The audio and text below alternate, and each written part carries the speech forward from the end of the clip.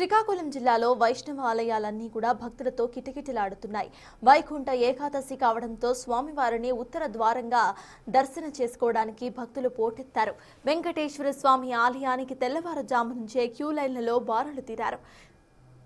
ఏకాదశిలో స్వామివారిని దర్శించుకుంటే సకల పాపాలు తొలగిపోతాయని అంటున్నారు పూజారి. మరింత సమాచారం మా ప్రతినిధి షణ్ముఖ్ అందిస్తారు. సందర్భంగా శ్రీకాకుళం జిల్లా వ్యాప్తంగా వైష్ణవ ఆలయాలన్నీ భక్తులతో కిక్కిరిసిపోతున్నటువంటి పరిస్థితి మనం చూడవచ్చు. ఇక్కడ మనం శ్రీకాకుళంలో ఉన్నటువంటి వెంకటేశ్వర స్వామి ఆలయంలో చూడొచ్చు. భక్తులు మొత్తం వేకుజాము నుంచే భక్తులు కిక్కిరిసి ఆ స్వామివారి దర్శనం కోసం ఎదురు చూస్తున్నటువంటి పరిస్థితి. ఆ దర్శనం కోసం సుమారుగా గంటల తరబడి ఎదురు చూస్తూ వస్తున్నారు. అయితే ఎలాంటి ఏర్పాట్లు ఉన్నాయి, అయితే ఈ ఉత్తరముఖ ద్వార దర్శనంలో ఉన్నటువంటి ప్రత్యేకత ఏంటి, ఈ వైకుంఠ ఏకాదశి ప్రత్యేకత ఏంటి అనేది మనతో ఉన్నటువంటి టెంపుల్ ప్రధాన అర్చకులు మనతో ఉన్నారు. ఆయనతో మాట్లాడేటువంటి ప్రయత్నం చేద్దాం. స్వామీజీ చెప్పండి, ఈ ఉత్తరముఖ ద్వారం దర్శనం ప్రత్యేకత ఏంటి? జై శ్రీమన్నారాయణ. శ్రీకాకుళం పట్టణంలోని నారాయణ తిరుమల శ్రీ వెంకటేశ్వర స్వామివారి దేవస్థానం ఈ క్షేత్రంలో ధనుర్మాస మహోత్సవాలు అత్యంత వైభవంగా నిర్వహింపబడుతున్నాయి.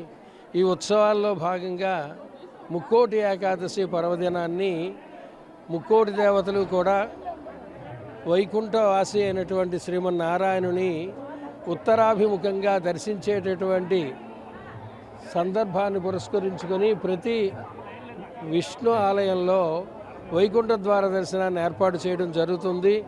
అలా ఈ నారాయణ తిరుమలలో కూడా ఈరోజు శ్రీవారిని వజ్రకవచధారిగా దర్శనాన్ని, అలాగనే స్వామివారు గరుడ వాహనారూఢులై దేవేరులతో పాటు దర్శనాన్ని అనుగ్రహించేటటువంటి గొప్ప కార్యక్రమం అత్యంత వైభవంగా నిర్వహింపబడుతున్నటువంటి ఈ ముక్కోటి ఏకాదశి ఉత్సవాల్లో ఉదయాన్నే వేకుజాము నుంచి 3 గంటలకు సుప్రభాత సేవ, అలాగనే శ్రీవారి యొక్క తిరుప్పావై కార్యక్రమాలు, 5 గంటల నుండి భక్తులకు దర్శనం శ్రీవారి దర్శనాన్ని ఏర్పాటు చేయడం జరిగింది.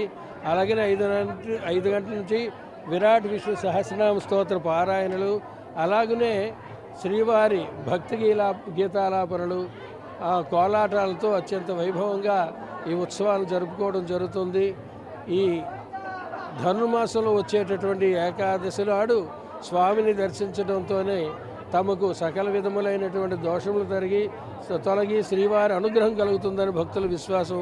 ఈ ఆలయానికి వచ్చి దర్శించినటువంటి భక్తులందరికీ కూడా స్వామి అనుగ్రహం కలుగుగాక అని శ్రీవారిని ప్రార్థన చేసుకుంటున్నాను. జై శ్రీమన్నారాయణ. మనం చూసుకున్నట్టయితే స్వామివారు చెప్పిన దాన్ని బట్టి ఈ వైకుంఠ ఏకాదశి రోజు స్వామివారిని దర్శించుకుంటే సకల పాపాలు పోతాయని చెప్పి హిందువులంతా కూడా నమ్మకంగా ఉన్నటువంటి పరిస్థితి. అయితే దర్శనంకి చాలామంది భక్తులు వస్తున్నటువంటి పరిస్థితి. దర్శనం ఎలా జరుగుతుంది, క్యూ లైన్లో ఎంత సమయం పడుతుంది అనేటటువంటి విషయాలను అడిగి తెలుసుకునేటటువంటి ప్రయత్నం చేద్దాం. సార్ చెప్పండి, క్యూ లైన్లో మీరు ఉన్నారు, ఎంత టైం పడుతుంది స్వామివారి దర్శనానికి? ఎంత టైం? గంట అవుతుంది సార్. గంట. ఎలా ఉన్నాయి ఏర్పాట్లు? ఎలా ఉన్నాయి? చాలా బాగున్నాయి. ఈసారి చాలా బాగున్నాయి. ఏర్పాట్లకి ఏమీ లోటు లేదు, చాలా చక్కగా ఉన్నాయి. అది మీకు అంటే ఈ రోజు దర్శించుకుంటే ఏమనిపిస్తుంది అసలు? ఈ రోజు దర్శించుకుంటే మా స్వామితాలకి ఇది అంత అనుగ్రహం మరేటి లేదు మాకు. అది మనం చూడొచ్చు. సుమారుగా గంటకు పైగా సమయం పడుతుందని చెప్పేసి కూడా భక్తులు చెప్తున్నారు. అయితే ఇటీవల జరిగినటువంటి కొన్ని సంఘటనలను దృష్టిలో పెట్టుకొని పోలీసులు కూడా భారీ ఏర్పాట్లు చేశారు. ఎక్కడికక్కడ పోలీసులు ఉన్నారు.